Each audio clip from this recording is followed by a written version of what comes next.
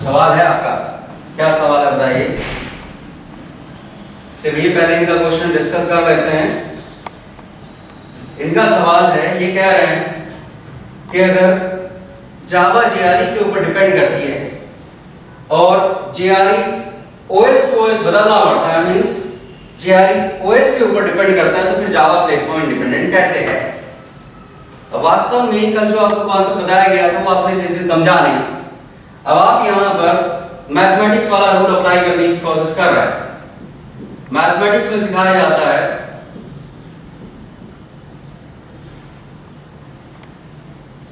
कुछ इस तरह से, a is greater than b and b is greater than c implies a is greater than c। Same logic आप apply कर रहे हैं। आप कह रहे हैं Java depends on JRE, JRE depends on OS implies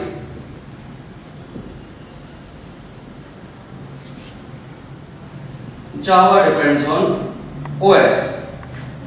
ऐसे ही कर रहा है। अब मैथमेटिक्स के पॉइंट ऑफ व्यू से देखें तो ये चीज सही लगती है, क्योंकि मैथमेटिक्स में आपको बिल्कुल ऐसा ही सिखाया जाता है। यहां पर जो डिपेंडेंसी है उसे आप थोड़ा अलग तरीके से समझेंगे। यहां पर डिपेंडेंसी है आपकी, एज ए प्रोग्रामर आपको किससे इंटरेक्ट करना है। आप ऐसे समझिए, एक शहर है, सिटी है कोई, अब आप जिस शहर में रहते हैं उस शहर में आपके जैसे और बहुत सारे लोग रहते हैं। अब हर आदमी को शहर में बहुत सारी सुविधाएं चाहिए। आपको बिजली चाहिए, आपको सड़क चाहिए, आपको पानी चाहिए, आपको हॉस्पिटल चाहिए, आपको स्कूल चाहिए। ये सारी चीजें आपको कौन अवेलेबल कराता है? गवर्नमेंट। तो यहां पर आप थोड़ी देर के लिए मान लीजिए जो आपकी गवर्नमेंट है वो ओएस है। जो इंडिविजुअल सिटीजन्स हैं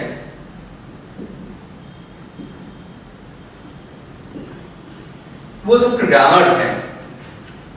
इन सब प्रोग्रामर्स को क्लासेस डिफाइन करनी, मींस इन सब सिटीजन्स को अपने मकान बनाने हैं यहां पर। अब ये मकान बनाने के लिए इन्हें पहले एक मैप पास कराना पड़ेगा, परमिशंस लेनी पड़ेगी, बिजली का कनेक्शन लेना पड़ेगा, पानी का कनेक्शन लेना पड़ेगा। उसके बाद जब ये यहां रहना शुरू करेंगे तो फिर इन्हें मार्केट भी चाहिए, हॉस्पिटल भी चाहिए, स्कूल भी चाहिए। उस सब के लिए इंडिविजुअली हर एक आदमी को बिजली के कनेक्शन के लिए बिजली डिपार्टमेंट में जाना पड़ेगा, पानी के कनेक्शन के लिए पानी वाले डिपार्टमेंट में जाना पड़ेगा। इन सब की डिपेंडेंसी किसके ऊपर है? गवर्नमेंट के ऊपर। ये डायरेक्ट गवर्नमेंट से इंटरेक्ट करते हैं। जावा से पहले किस तरह का मॉडल हुआ करता था? प्रोग्रामिंग लैंग्वेज आपको सिर्फ टूल दे देती थी। आप ये मान के चलिए प्रोग्रामिंग लैंग्वेज का मतलब है बिल्डिंग कंस्ट्रक्शन का मटेरियल देने वाली पार्टी। उसने आपको बिल्डिंग कंस्ट्रक्शन का मटेरियल दे दिया, अब आप बिल्डिंग बना लो। लेकिन बिल्डिंग बनाने के बाद जो आपको चीजें चाहिए या बिल्डिंग बनाने के लिए जो परमिशन चाहिए वो आप किसी दूसरी पार्टी से लेके आओ। जावा इस सिनेरियो को चेंज करती है।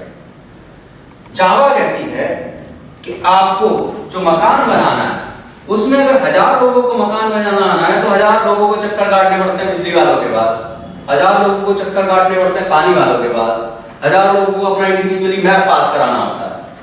आपने आजकल ट्रेंड सुना होगा इंटीग्रेटेड टाउनशिप्स।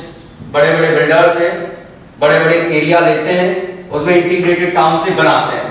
उस इंटीग्रेटेड टाउनशिप में वो बिजली का कनेक्शन लेते हैं, वो पानी की सप्लाई लेते हैं, वो सीवर की व्यवस्था करते हैं, सड़कें बनाते हैं, पार्क बनाते हैं, स्कूल बनाते हैं, हॉस्पिटल बनाते हैं, शॉपिंग कॉम्प्लेक्स बनाते हैं, सारी चीज खुद बनाते हैं। आपसे कहते हैं आप आइए मकान लीजिए और रहना शुरू करिए। आपको किसी भी चीज की जरूरत के लिए कहीं नहीं जाना, सब कुछ हम आपको अवेलेबल कराएंगे। सरकार अगर बिजली 10 घंटे देगी तो आपको 24 घंटे देंगे, उनके पास पावर बैकअप है। अंतर समझ में आ रहा है दोनों चीज में क्या है?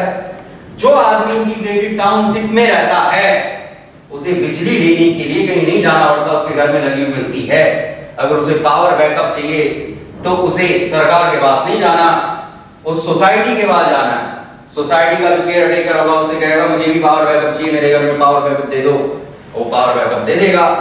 अब वो पावर बैकअप अपने जनरेटर से जनरेट कर रहा है या वो सरकार से खरीद रहा है, उससे आपको कोई मतलब है?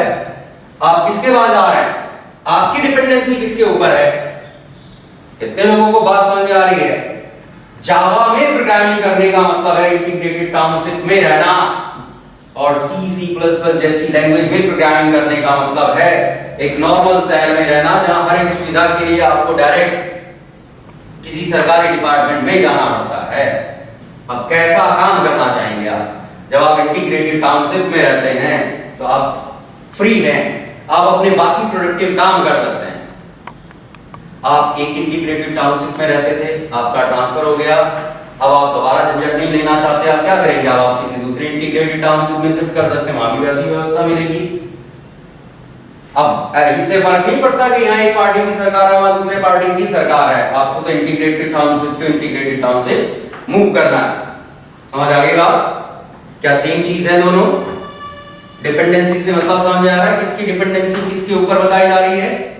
यहां जावा के प्रोग्रामर्स के पॉइंट ऑफ व्यू से डिपेंडेंसी की बात की जा रही है। आपको एज ए प्रोग्रामर किसी रिसोर्स के लिए ओएस के पास नहीं जाना, जावा खुद आपको रिसोर्स अवेलेबल कराएगी। आपको कंपाइल करते समय अपने प्रोग्राम को ओएस को ध्यान में नहीं रखना है। आपको ये नहीं देखना है कि अब मुझे डोस के लिए कंपाइल करना है तो कौन सा कंपाइलर यूज करूं, यूनिक्स के लिए कंपाइल करना है तो कौन सा कंपाइलर यूज करूं, सोलरिस के लिए कंपाइल करना है तो कौन सा कंपाइलर यूज करूं। नो, आपके पास केवल एक कंपाइलर होगा, जावा का कंपाइलर, और वो कंपाइलर जावा के सोर्स कोड को जेवीएम की असेंबली इंस्ट्रक्शन में कन्वर्ट कर देगा, क्योंकि उसे पता है आप ये जावा का प्रोग्राम अल्टीमेटली जेआरई से एग्जीक्यूट कराएंगे, जेआरई उन इंस्ट्रक्शंस को एग्जीक्यूट करा देगा। अगर आपने अपनी इंस्ट्रक्शंस में किसी रिसोर्स को रेफर किया होगा तो जेआरई अवेलेबल कराएगा। समझ आती है बात?